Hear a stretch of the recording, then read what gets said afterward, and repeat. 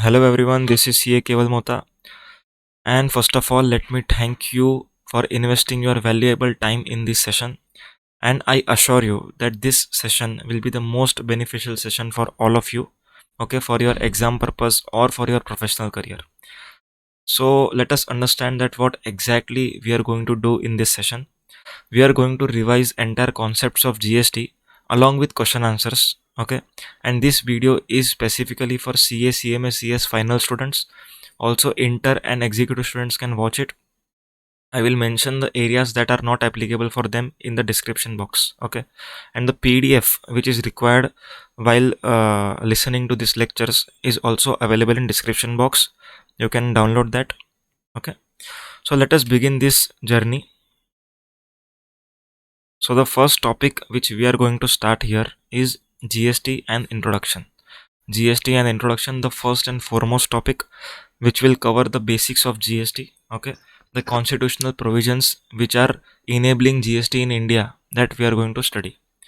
So let me just clarify you that what we are exactly going to study in this chapter. The first thing is, what is the meaning of taxes? What is meaning of tax?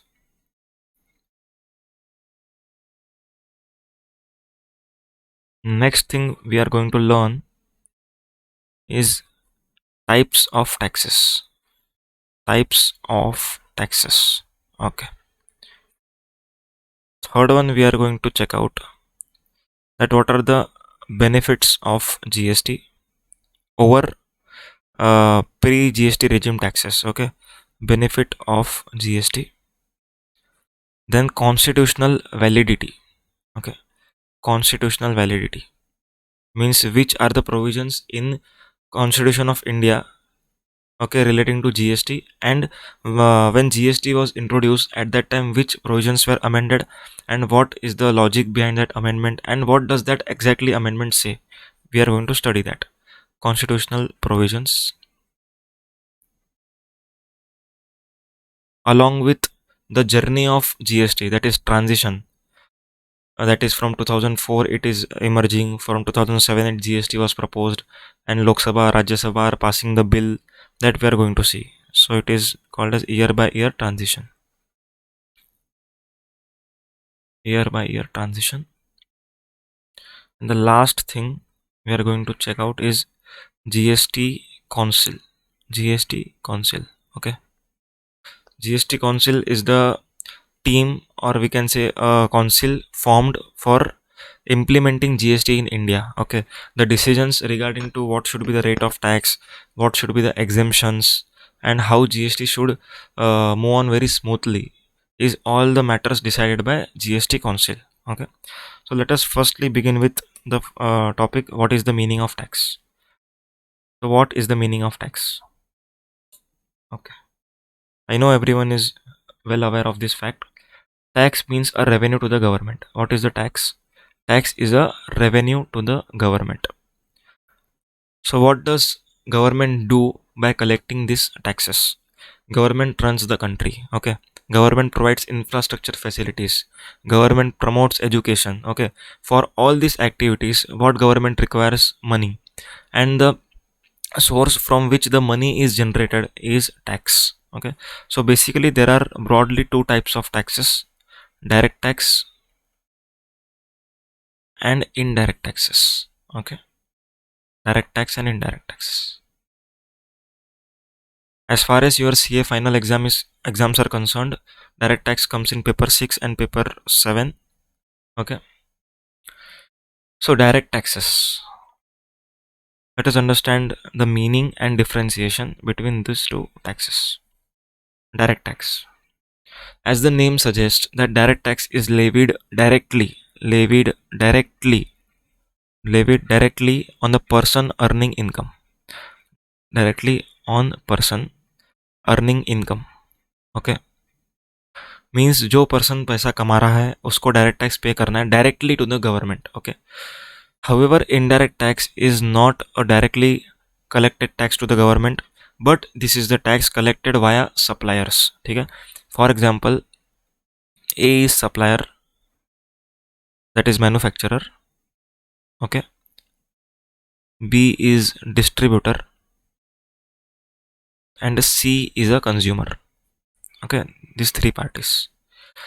So manufacturer will levy GST on him, and what GST is collected from B, it will be paid to government. Okay, by A. So indirectly B is paying to government, but through A. Similarly, when B will make sale of goods to C, B will collect from C and then pay to government after reducing what he has already paid to A. It is called as input tax rate, which we are going to discuss in further chapters. Okay, so tax is collected from consumer and then reduced by what he has already paid in previous chain, and then the net tax is paid to government. Okay, so indirectly the burden of taxes is upon consumers. Okay, the burden of taxes is upon consumers. We are going to check this with the chain of manufacturer, supplier and everything. So please wait for some minutes. So I hope you are now clear with the indirect tax. Indirectly paid to government wide intermediaries or suppliers. So in between there are some suppliers. Okay, so consumers are going to pay to B and B will make payment to government. But in income tax, C would have directly paid to government. Okay, next one. Direct tax is levied on incomes and profits. Direct tax is levied on incomes and profits. But indirect tax is levied on goods and services. Goods and services. Okay. Indirect taxes are levied on goods and services, while direct taxes are levied upon incomes or profits. Is it very clear? Okay. Next one. Next one is income taxes are progressive in nature. Are progressive in nature. Progressive means that if your income is less, then you have to pay less tax. If your income is more, then you have to pay more tax. But our indirect taxes are regressive in nature. Regressive means आप चाहे अमीर हो, आप चाहे गरीब हो, आप सबको उतना ही टैक्स पे करना पड़ेगा. ठीक है. If you are buying for example chair, okay, chair, that is for sitting chairs. If a rich person is buying, then also same GST is applicable. Okay, if poor person is buying, then also same GST is applicable. The basic funda is the rate of GST is based upon the product and not upon the nature of consumer. Okay, but in income taxes there are slab rates. If you are earning less than 2,50,000, you are not required to pay tax. If you are earning up to 5 lakhs, then 5% tax. Whatever it is, the slab rates are available. But in indirect taxes, there are no slab rate benefits. Okay, so this is a regressive kind of tax. Next one, lower tax base. Lower tax base. It means the collection from direct taxes is comparatively less than what indirect taxes give to the government. Indirect taxes has a wider tax base because there are in India there are wide number of consumers. That is 130 CR population is a consumer. Okay, so cons- so the consumers are actually consuming the products, and GST is levied on the products. So automatically it will have a wider tax base. But in income tax, we can say that not everyone's income is more than 10 lakhs. Okay, so it is probable that government will get less revenue. Okay. So here we completed with the first part, that is meaning of taxes and the differentiation between the taxes, direct tax and indirect taxes. Okay, the next part, the next part. So we have completed with 1 and 2. 1 and 2 we are completed. Okay, so now let us move on to the third area, that is benefits of GST. Benefits of GST. In order to decipher the meaning of benefits of GST, it is very important to understand what were the taxes in previous regime, that is before GST. Okay, so before GST there were multiple taxable events. For example, if you are manufacturing the goods, just on manufacture, that is while the removal of goods from factory, there was a levy of duty called as excise duty. There was levy of duty called as excise duty. Okay, on manufacturing the goods, excise duty was levied. further, when these manufactured goods went to the dealers, that is distributors or wholesalers, and when they are going to sell that goods, the levy of VAT was there. So okay, so first of all, let us understand from manufacturer point of view. He is manufacturing the goods, so excise will be levied, plus that manufactured goods are going to be sold by this manufacturer to wholesaler, so VAT also has to be paid by this manufacturer. Okay, so excise duty is to be collected by central government, whereas VAT is the levy of state government. Okay, so on one product there are two types of taxes on two different occasions. Excise is on manufacturing and VAT is on sale. VAT is on sale. Okay, then these goods went to distributor or wholesaler. Now this distributor is obviously going to add a certain value to it, meaning thereby if goods are manufactured at 100, the profit margin of manufacturer is 10 rupees and some taxes are there, for example say 5 rupees, so total is 115. So 115 is the price which wholesaler is going to pay to manufacturer for purchase. Okay, from this 115, let us suppose this 2.5 is excise duty and 2.5 is VAT. Okay, now distributor is getting these goods at rupees 115 and he is going to sell those goods. He is going to sell that goods. Okay, it clearly means that he is not going to manufacture. He is getting manufactured goods, उसको manufacturing किया हुआ goods मिल रहा है. अब वो क्या करने वाला है, वो सिर्फ सेल करने वाला है. ठीक है, तो जबकि वो सिर्फ सेल करने वाला है, उसको सिर्फ वैट ही चुकाना है. VAT means it is a levy collected by state government. Okay, so जो उसने वैट पीछे पे किया है, जो उसने वैट पीछे पे किया है, बस उसका ही उसको क्रेडिट मिलेगा. जो एक्साइज उसने पे किया है, ठीक है, एक्साइज, सॉरी 5 को सर्कल नहीं करना चाहिए था, 2.5 को करना चाहिए था. 2.5 जो वैट है उतना ही उसको क्रेडिट मिलेगा, दैट इज सेट ऑफ मिलेगा. जो एक्साइज ड्यूटी है ये उसको सेट ऑफ नहीं मिलेगा. क्यों? क्योंकि अभी समझो he is going to sell at 200 rupees. Okay, 200 plus VAT, supposingly VAT is 2.5%, so VAT is rupees 5. Okay, so total product value becomes 205. Now this 5 is going to be distributed to Maharashtra government. Maharashtra government का revenue है 5 rupees. Okay, so it is but obvious that excise duty का credit इसको नहीं मिलेगा, क्योंकि central government बोलेगा कि revenue तुम लोग दे रहे हो स्टेट गवर्नमेंट को और यूज कर रहे हो सेंट्रल गवर्नमेंट का tax, so it is not possible. It means कि उसको सिर्फ जितना वैट पीछे पे किया है उसका ही क्रेडिट मिलेगा. So in nutshell, distributor और wholesaler has to pay 2.5 rupees VAT to Maharashtra government. Okay, यहाँ पर हुआ क्या, यहाँ पर जो डिस्ट्रीब्यूटर था उसके लिए एक्साइज एक टाइप का कॉस्ट बन गया. क्यों? क्योंकि उसको क्रेडिट नहीं मिला. ओके, यहाँ पर जो एक्साइज ड्यूटी है, एक्साइज ड्यूटी के ऊपर वैट लगता है. अभी आपको एक मैं प्रॉपर एग्जांपल लेके बताता हूँ. For example 100 rupees is the manufacturing cost. Okay, let's suppose 50 rupees is the total profit. So 150 rupees is the taxable value. On that अब जीएसटी अपना एक्साइज ड्यूटी लगेगा. ठीक है, supposedly 10% is the excise duty. ठीक है, 10% means 15 rupees. Total comes to 165. Now on 165 VAT will be levied. Okay, supposingly 10%. So 16.5. The total products comes to rupees 181.5. अब आप लोग ध्यान से देखना, जो 16.5 है ये किसके ऊपर लगा है? 165 के ऊपर. 165 का क्या ब्रेकअप है? 150 पे 10% एंड रुपीज 15 के ऊपर 10%. ठीक है, so here it is called as cascading effect. On this excise duty VAT is levied. It is called as cascading effect. This was the main reason why GST is introduced. Okay, GST introduce होने का 2-3 reason है. First reason is international demand, first reason is international demand. All over world में 160 countries में GST है, ठीक है।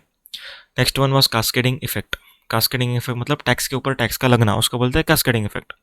सो there was cascading effect, so GST was necessary to remove that cascading effect.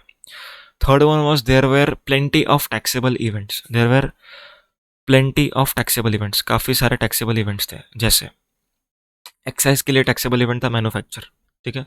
Cell of goods के लिए taxable event था, sorry VAT के लिए टैक्सेबल इवेंट था sale of goods.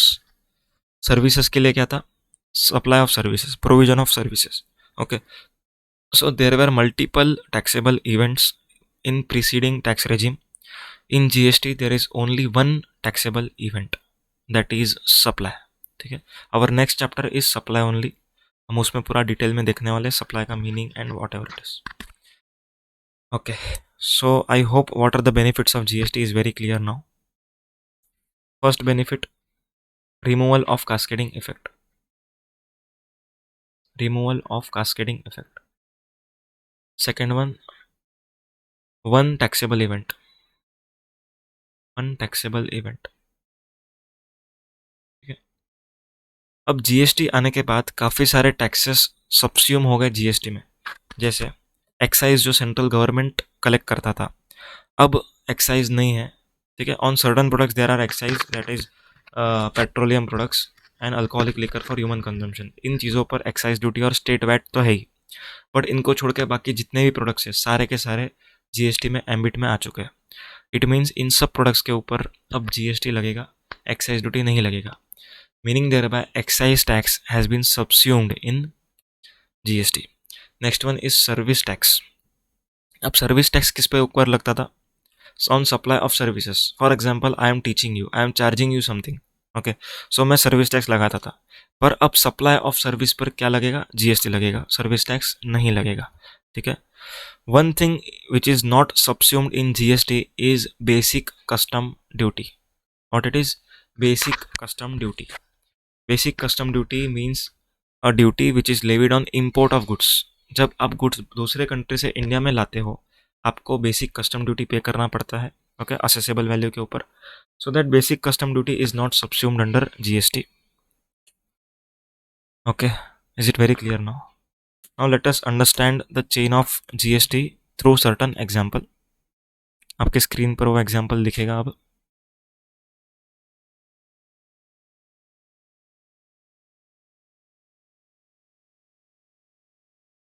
Okay, now you are able to see it.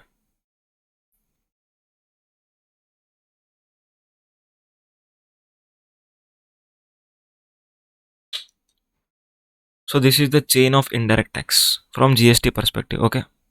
GST perspective ये indirect tax का chain है आपके सामने जो है वो।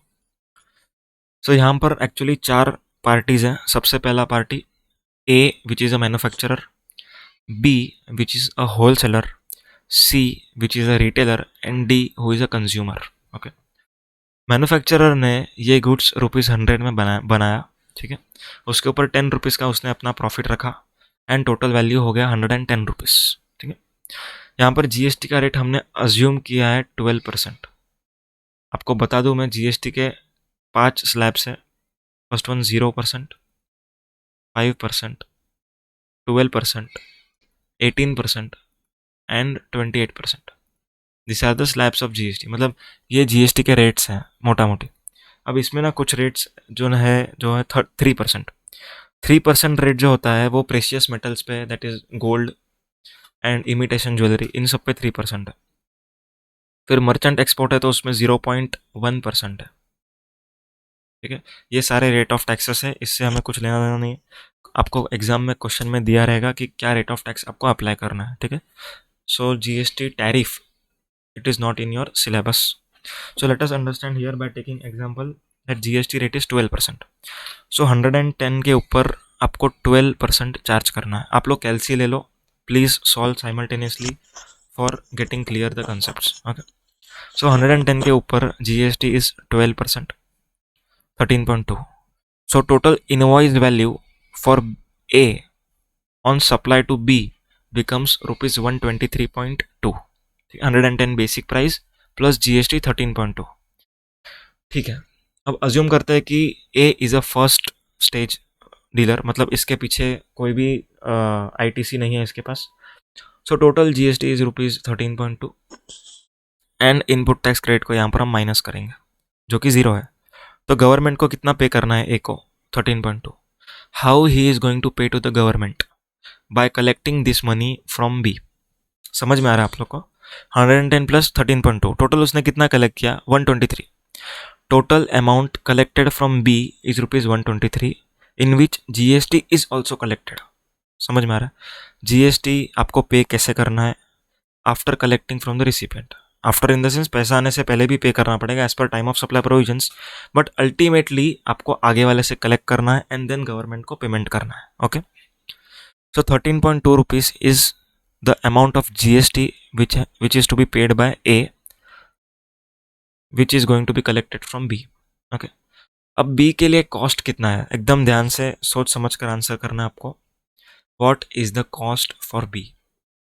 तो यहाँ पर आपको ध्यान देना है, जो इनपुट टैक्स क्रेडिट है जो बी को मिलने वाला है, it is not a cost for him, it is ITC. ठीक है, बी जब भी आगे सेल करेगा तो जो जीएसटी लायबिलिटी क्रिएट होगा उसके सामने ये आईटीसी को माइनस करने मिलेगा. समझ में आ रहा है? So accordingly this 13.2 is not the cost for B, it is a current asset, that is input tax credit. Accordingly the cost for B is ₹110. जो ये है ना, ये it is the cost. Okay, clear है? So 110 becomes the cost, assuming the profit rate of 10%. So total taxable value comes to ₹121. अब इसके ऊपर आप लोग को क्या लगाना है? 12% जीएसटी. समझ में आ रहा है? 12% जीएसटी लगाना है. कितना आएगा? 14.52. So total invoice value is ₹135.52, which is going to be raised by B on C. ठीक है, मतलब अपना टैक्सेबल वैल्यू तो वो कलेक्ट कर ही रहा है, प्लस जीएसटी भी कलेक्ट करेगा. समझ में आ रहा है क्या? So 121 is the taxable value, 14.52 is tax amount, GST amount. Okay, so अब टोटल जीएसटी उसको कितना पे करना चाहिए? 14.52. But he will say to government, please रुक जाओ, मैंने ए को जीएसटी पेमेंट किया है 13.2 वाया इनवॉइस, मतलब इनवॉइस में उसने लगा के दिया, मैंने उसको पेमेंट किया. So that 13.2 will be available as reduction from GST payable by B. So 14.52 as reduced by 13.2, net it is 1.32. Net it is 1.32 tax amount to be payable by B to central government. ठीक है, central government and state government, जैसे भी CGST SGST लगना है वो हम आगे check करने वाले हैं वो. ठीक है, अब अगर आपको समझ में आता है तो यहाँ पर ध्यान दो. अगर आपने देखा होगा, ऑब्जर्व किया तो आपको समझ गया रहेगा. वैल्यू एडिशन कितने रुपीज़ का है वो चेक करो. सिर्फ वैल्यू एडिशन इधर कितने का था? 110 का था. यहाँ पर कितने का हो गया वो? 121 का. So value addition is ₹11. So on 11 if you calculate 12%, answer will be 1.32. Are you all getting it?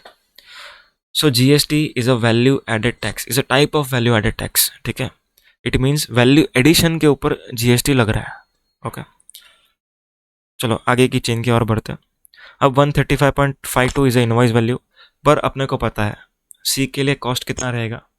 121, because this 14.52 will be available as credit, will be available as set off for paying his liability. Okay, so 121 में सी का cost है, उसके ऊपर उसका profit that is 10% comes to 12.1. Total taxable value is 133. उसके ऊपर GST कितना आएगा? 15.972. 15.972. Okay, so total invoice value for consumer, मतलब फ्रॉम सी ने कंज्यूमर के ऊपर जो इनवॉइस वैल्यू लगाया दैट इज 149.072. ओके, अब जीएसटी कितना पे करना है सी को? 12.1 minus, sorry 12.1, 12.1 is the profit, 15.972 is the GST, 15.972 is the GST as reduced by what he has paid to the previous supplier, that is rupees 14.52. The answer net will be 1.4520. 1.4520. Okay, सो यहाँ पर भी आप same rule check कर सकते हो. 133.1 minus 121, जो भी answer आएगा उसके ऊपर आप 12% लगाओ, फिर भी आपको यही आंसर मिलेगा। ठीक है, मतलब ए ने गवर्नमेंट को 13.2 पे किया, बी ने गवर्नमेंट को 1.32 पे किया, सी ने गवर्नमेंट को 1.452 पे किया। अब इन तीनों का टोटल करो, 13.2 plus 1.32 plus 1.4520, total will be obviously 15.972। Okay, in simple words जो भी जीएसटी ए बी सी ने पे किया वो फाइनली सी ने कंज्यूमर के ऊपर लगा दिया। It means the burden of GST is always borne by consumer. Is it very clear? समझ में आ रहा है आप लोग को? burden of GST, that is 13.2, 1.32 and 1.4520. The entire total will be paid by A, B and C। जो लोगों ने पे किया वो सारा का सारा किससे वसूला गया है? D से, that is कंज्यूमर से। ओके, सो आप यहाँ पर नीचे पढ़ लेना, वही सब लिखा है मैंने। Now GST is a destination based consumption tax. क्या है ये? Destination based consumption tax. अब प्रीवियस रेजिम में क्या होता था? प्रीवियस रेजिम में जो स्टेट से सेल हो रहा है, that is origin state collect करता था टैक्सेस। ओके, बट जीएसटी में ये कंसेप्ट ही पूरा उल्टा चला गया, ये कंसेप्ट पूरा ऑपोजिट हो गया। कंसेप्ट क्या हो गया अभी? What is the destination of that goods will be the place of supply, will be the state which is going to get the revenue. Okay, अभी एग्जाम्पल, महाराष्ट्र से मैं गुजरात में गुड्स सेल कर रहा हूँ। ठीक है, महाराष्ट्र से गुजरात में सेल कर रहा हूँ, so Gujarat government will get revenue. Okay, अगर गुजरात ने महाराष्ट्र में सेल किया तो Maharashtra government will get revenue from that GST amount. Okay, अभी आप लोग के दिमाग में एक डाउट आएगा। डाउट क्या आएगा? सुनना ध्यान से। For example, Gujarat is only a manufacturing state. Gujarat manufacturing state है। ओके, मैक्सिमम वो मैन्युफैक्चर करते हैं, कंज्यूमशन थोड़ा लेस करते हैं, मैन्युफैक्चरिंग ज़्यादा करते हैं। ठीक है, सो इसमें क्या गुजरात गवर्नमेंट को लॉस हुआ रहेगा क्या जीएसटी का? जीएसटी आने से, क्योंकि जीएसटी आने के पहले गुजरात जितना भी सेल करता था उतना रेवेन्यू मिलता था, बट अब गुजरात जितना भी सेल करेगा उतना रेवेन्यू उन स्टेट्स को मिलेगा जहां पर वो सेल कर रहा है। Okay, so here government introduced one act, the name of that act is GST compensation to states act. ठीक है, जीएसटी कॉम्पेंसेशन सेस बोलते हैं हम इसको, GST compensation cess. So government promised to such states which are manufacturers, मतलब ऐसा ज़रूरी नहीं मैन्युफैक्चरर, सभी स्टेट्स को प्रॉमिस किया कि अगर आपको लॉस ऑफ रेवेन्यू हो रहा है, ठीक है, on account of introduction of GST, then you will be eligible for compensation. आपको कंपेंसेशन हम करके देंगे। So it was firstly valid for 3 years, ये कंपेंसेशन 3 साल तक मिलेगा आपको, but now this 3 years is extended to 5 years, but this is not in your syllabus. Okay, so ignore that point. ठीक है, अब जीएसटी का आपको बेनिफिट समझ गया, कास्केडिंग इफेक्ट समझ गया, सब कुछ क्लियर है। बट अब हम समझेंगे constitution provisions which are enabling levy of GST. ठीक है, अब आपको मालूम है जीएसटी कौन लगाता है? बताओ।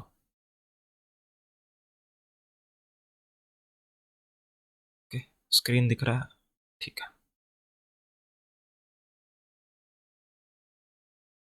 अब ध्यान देना।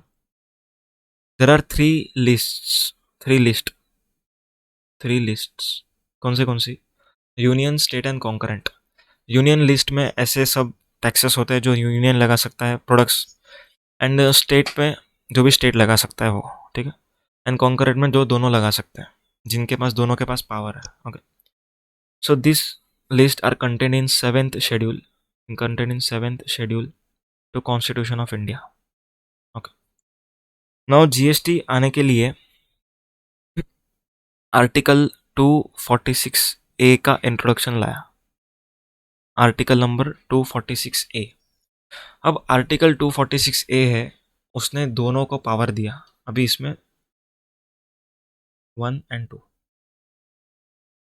जो आर्टिकल का फर्स्ट सबसेक्शन है वो क्या बोलता है? Intra state trade and commerce, this are the wordings use. Intra state supply use नहीं किया है, intra state trade and commerce, intra state trade and commerce, intrastate trade and commerce. Intrastate trade and commerce में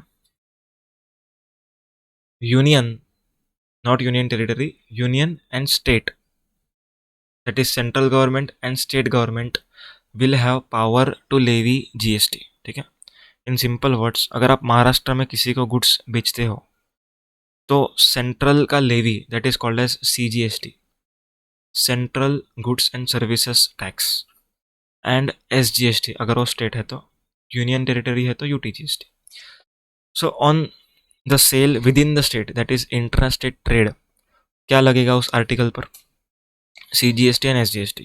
So total GST rate, supposingly 18%, is equally divided in this part, 9%, 9%। ठीक है, so total अगर GST 100 rupees का है तो 9% will be shared by union government, that is central government. Obviously state government का tax रहेगा 9%। So total 118 rupees is the invoice value. उसमें से जो 9 रुपीज़ जाएगा वो सेंट्रल गवर्नमेंट को जाएगा, एंड 9 रुपीज़ रहेगा वो स्टेट गवर्नमेंट को जाएगा। ठीक है, समझ में आया? क्लियर है? सबसेक्शन 2, सब आर्टिकल का सब क्लॉज है 2। This states that interstate trade के ऊपर, इंटरस्टेट ट्रेड मतलब अगर मैंने महाराष्ट्र से गुड्स बेचा है गुजरात में, okay, so it is a nature of interstate trade. So in case of interstate trade, parliament will have power to make laws. क्या बोला मैंने? Parliament will have power to make laws. Parliament मतलब लोकसभा राज्यसभा, इन दोनों से जो है वो। Accordingly for effecting interstate trade and commerce, IGST act is introduced. क्या बोला मैंने? IGST act is introduced. Okay, IGST act stand for integrated goods and services tax act. Integrated goods and services tax act. अब total GST में क्या framework है वो समझते हैं। ठीक है, कितनी एक्ट्स हैं, कितने मतलब किधर किधर कौन सा एक्ट है समझते हैं वो चीज़। So number 1 is a CGST act. CGST act and SGST act. CGST act all over India एक ही है। CGST act all over India में एक ही है, central goods and services tax act. Okay, एक ही एक्ट है। Now SGST is for state goods and services tax act. Okay, तो जितने भी स्टेट्स हैं इंडिया में, सबके लिए सब स्टेट का अलग अलग एक्ट है, but this CGST and SGST act are parallel to each other, मतलब एकदम सेम है, खाली सेंटर को हटा के स्टेट लिखा है, सब एक्ट पूरा सेम है। Central goods and services tax act, CGST act and SGST act is equally same, खाली सेंटर की जगह पे क्या लिखा है? स्टेट लिखा है। This two acts will play an important role in intrastate trade.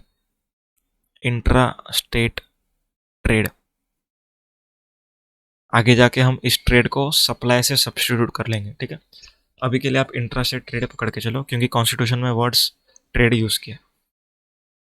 Third act is IGST act. Okay, so basically IGST act का पर्पस क्या है? इंटर स्टेट ट्रेड को रेगुलेट करना।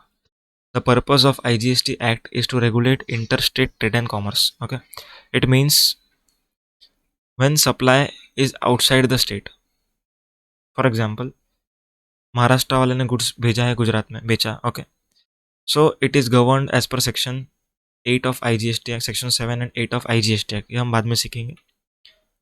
ठीक है, so inter state supplies. Next one,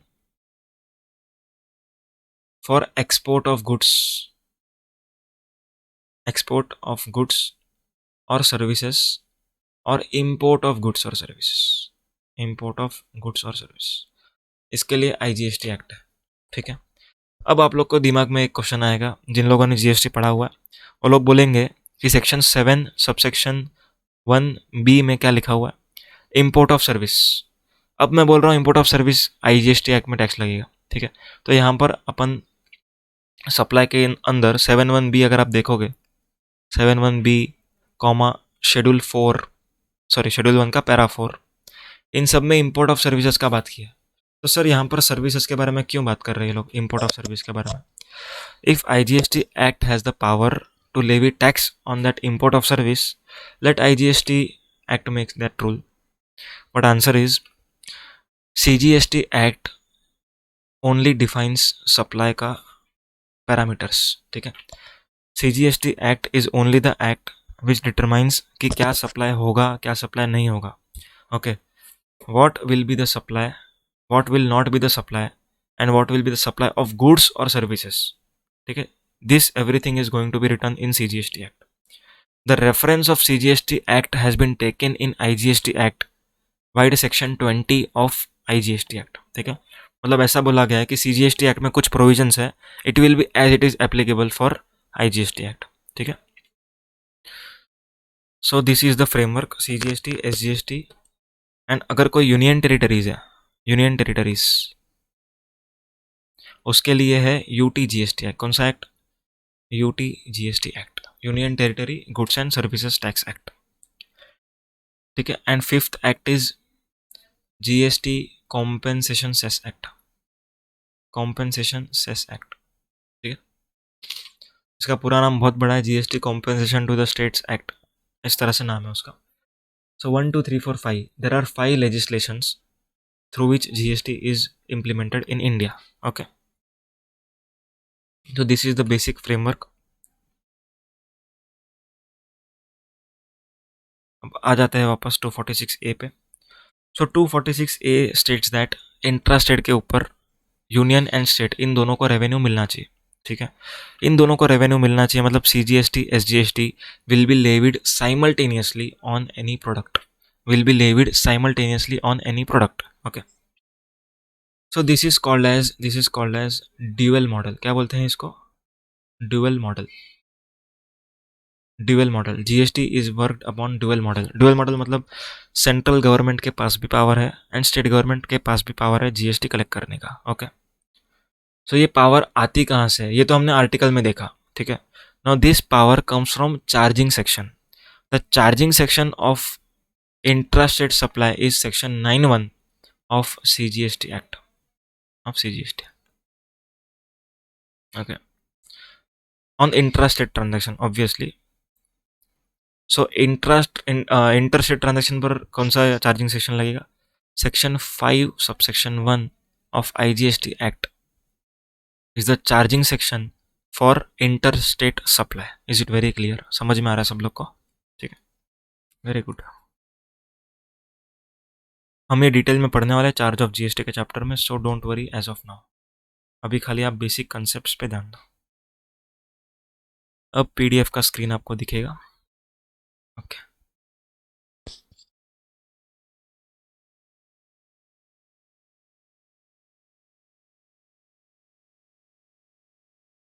overview of GST, इसमें हम पूरा डिटेल में कवर कर लेते हैं, ध्यान देना।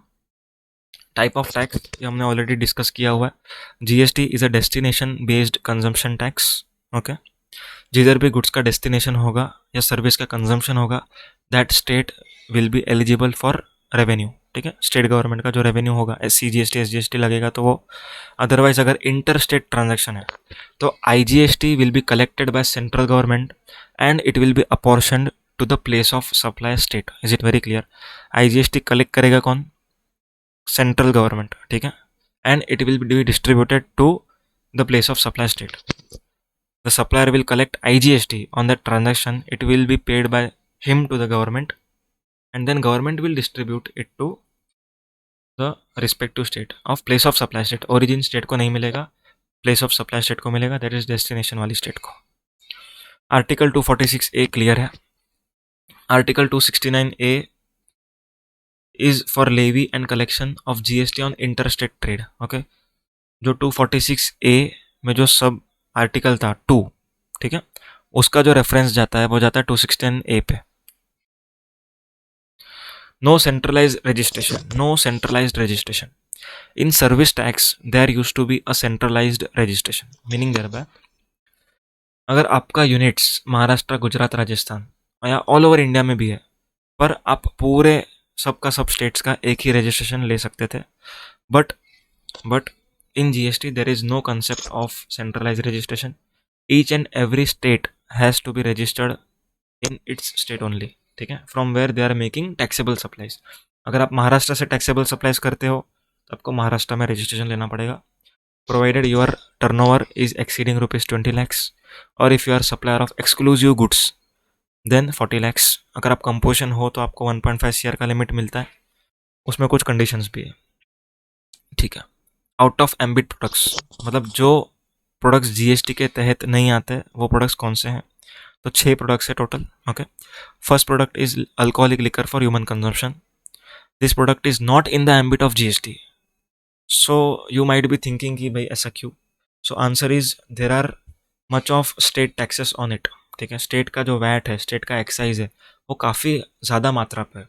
देर is excess levy, high levy of state tax and state excise. ठीक है.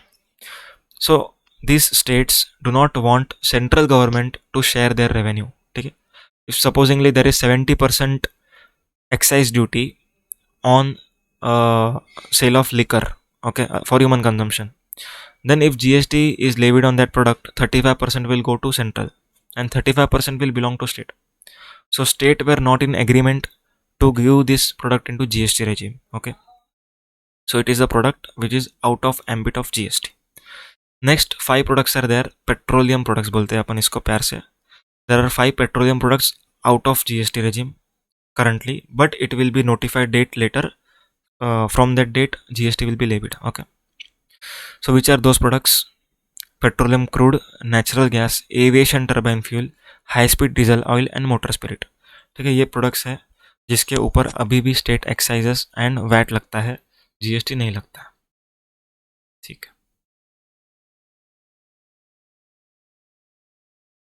Now we will understand GST Council का provisions. And there are certain provisions of apportionment of IGST. We will be going to cover it in input tax credit chapter. ठीक है. So now let us understand GST constitution, GST Council का constitution and what does it actually do. Okay. Now you will be able to see a screen writing board. Okay.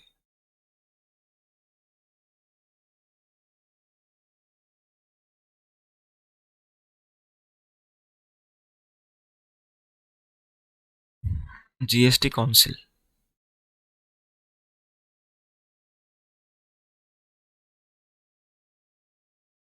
Now in GST, if central government wants to make certain changes, it only can be made only after recommendations of GST Council. ठीक है. GST Council is a body which recommends the changes to be made in the law. Okay. For example, कोई product पर GST का rate बढ़ाना है या कम करना है. फॉर एग्जाम्पल अभी कोविड था, बराबर है. There was corona virus covid.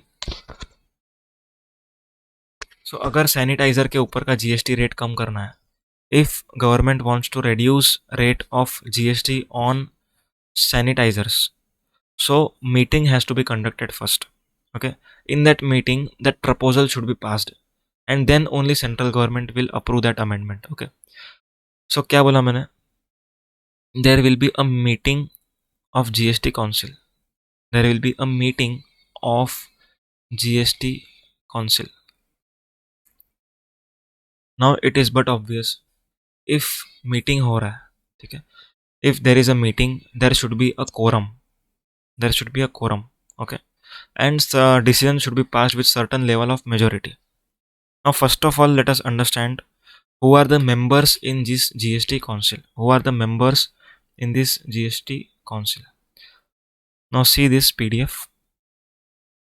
Union Finance Minister. Union Finance Minister, that is Nirmala Sitharaman. Union Finance Minister is the chairperson of GST Council. Okay, she is the chairperson of GST Council. Next one is Union Minister of State in charge of Revenue. Union Minister of State in charge of Revenue, he is the member. Okay, so these two members are from central government. Central government के part से ये दोनों member आते हैं, ठीक है, union finance minister and union minister of state in charge of revenue.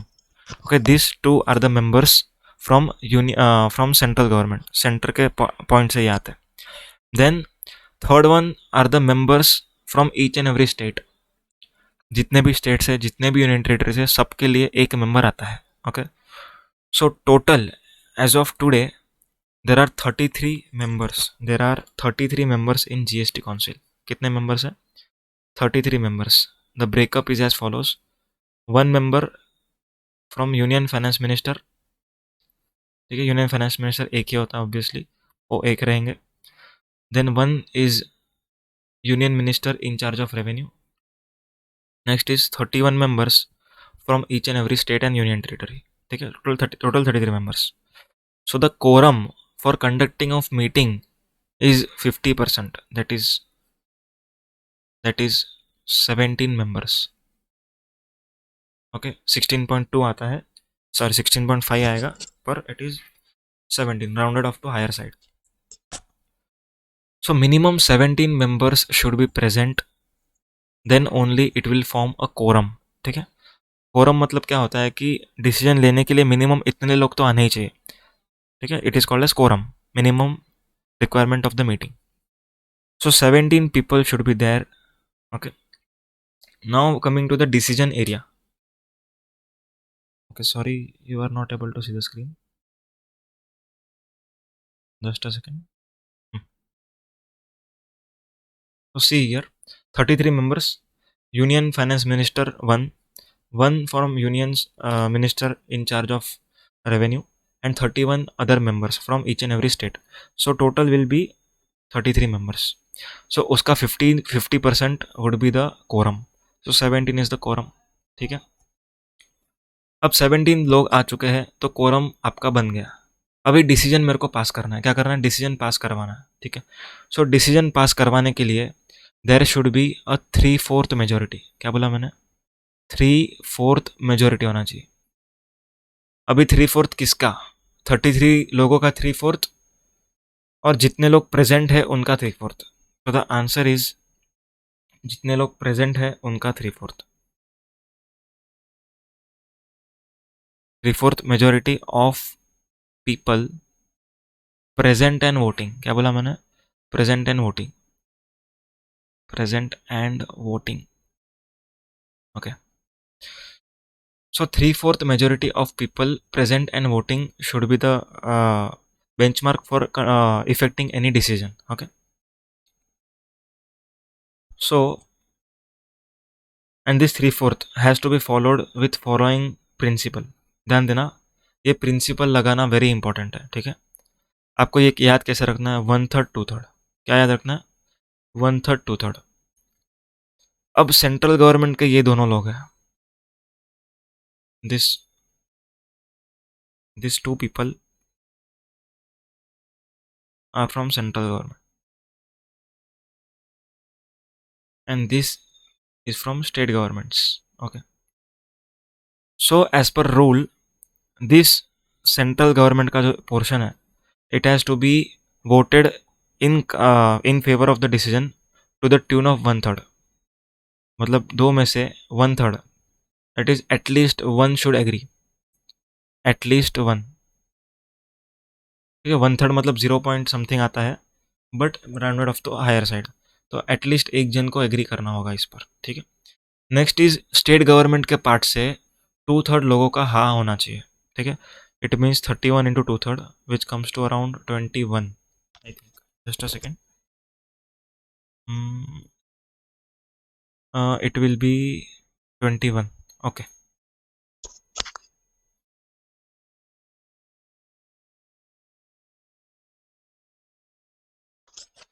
तो 1/3 में से 2 हो गया एंड 2/3 में से 31 हो गया, तो 21। ओके, सो 21। अब ना ये हमने अजम्पशन लिया है कि 33 लोग मीटिंग में प्रेजेंट है, जितने मीटिंग में प्रेजेंट होंगे उनके हिसाब से ये चलेगा, ठीक है ना। सो टोटल 31 स्टेट के into 2/3, 21 + 1। So now let us check that majority fulfil हो रहा है कि नहीं। सो 21 + 1 22 divided by 33. It comes to around 2 by 3, 66%. So we want more of the state members to agree. या तो फिर अगर दोनों जन सेंट्रल के एग्री है तो भी चलेगा, और भी आगे अपने को चेक करना है 75% कभी आता है, ठीक है. So basically you take 33%, 33 into 75%, 33 into 75%. चलो कैलसी पे तुम लोग करो, I will also do it.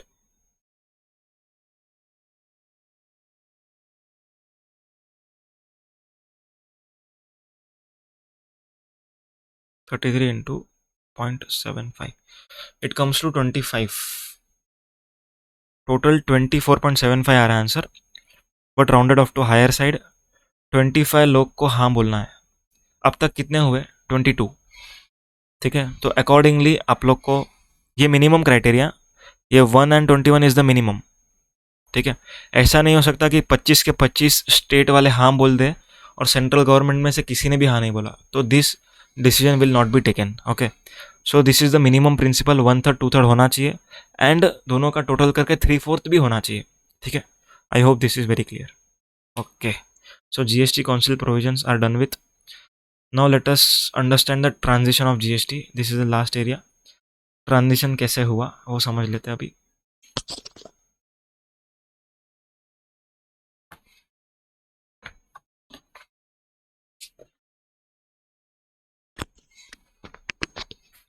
तो ट्रांजिशन के लिए आपके पास यहाँ पर स्क्रीन अवेलेबल है, देखिए.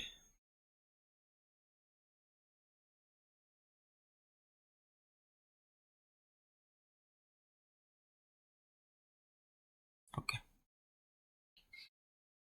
सो जो जीएसटी आया है वो केलकर टास्क फोर्स जो होती है, एक केलकर टास्क फोर्स बनाई गई थी, ठीक है. एंड इन 2004, 2003 2004 में केलकर टास्क फोर्स नाम की एक कमेटी बनाई गई. उस कमेटी ने जीएसटी को रिकमेंड किया है, जीएसटी को प्रपोज किया, ठीक है. फिर एनडीए सरकार, जो बीजेपी सरकार है, वो आने के बाद जीएसटी का बिल पास हुआ है. 19 दिसंबर 2014 को जीएसटी का बिल इंट्रोड्यूस किया पार्लियामेंट में, ठीक है. Lok Sabha has passed that bill on 6th May 2015. Okay, अपने इंडिया में लोकसभा एंड राज्यसभा दोनों जन को बिल पास करना होगा, तब जाके ही वो आगे बढ़ता है, ठीक है. So on 3rd of August 2016 Rajya Sabha passed the bill, ठीक है. तो लोकसभा राज्यसभा इन लोगों ने बिल पास कर लिया है. अब पार्लियामेंट ने 4 एक्ट को पेश किया, ठीक है. पार्लियामेंट कौन से 4 एक्ट को? CGST, IGST, UTGST and CGST, SGST, IGST and compensation to states act. ये 4 एक्ट, जो 4 बिल होते हैं, इसको बिल बोलेंगे. जब तक प्रेसिडेंट का एसेंट नहीं मिलता उसको हम बिल बुलाते हैं, ठीक है. तो ये 4 बिल पास हुए ऑन 8 सितंबर 2016. ये यहाँ पर नहीं लिखा हुआ है, आप लोग के नॉलेज के लिए याद रखना. 8 सितंबर 2016 को वो 4 बिल पास हुए, ठीक है. And that bill got president assent, मतलब प्रेसिडेंट ने उसको अप्रूव किया ऑन 12 अप्रैल 2017 को, ठीक है. 12 अप्रैल 2017 को वो एक्ट में बन गया, एक्ट में कन्वर्ट हो गया अभी. Now it is called a CGST act, SGST act, IGST act, compensation to states act. अब ये एक्ट बन गया, ठीक है. So from MCQ perspective you have to remember this date. 12 April 2017 is the date on which president has assent on GST bill, CGST bill, ठीक है. CGST, SGST, IGST and compensation to states. Then GST came out in India with effect from 1st July 2017. From 1st July 2017, GST has been rolled out in India. Okay, so I hope you all have understand the provisions of this chapter. Happy learning. Thank you very much. Bye bye.